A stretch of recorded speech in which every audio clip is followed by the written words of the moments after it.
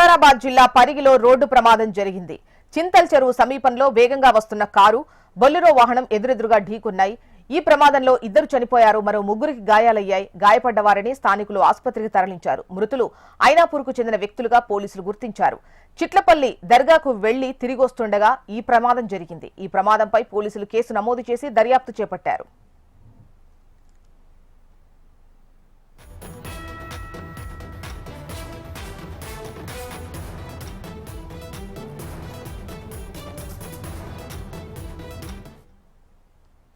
వికారాబాద్ జిల్లా పరిగిలో రోడ్డు ప్రమాదం జరిగింది. చింతల్ చెరువు సమీపంలో వేగంగా వస్తున్న కారు, బొలెరో వాహనం ఎదురెదురుగా ఢీకొన్నాయి.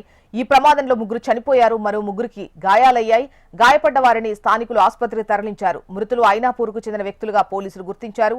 చిట్లపల్లి దర్గాకు వెళ్లి తిరిగొస్తుండగా ఈ ప్రమాదం జరిగింది. ప్రమాదంపై పోలీసులు కేసు నమోదు చేసి దర్యాప్తు చేపట్టారు.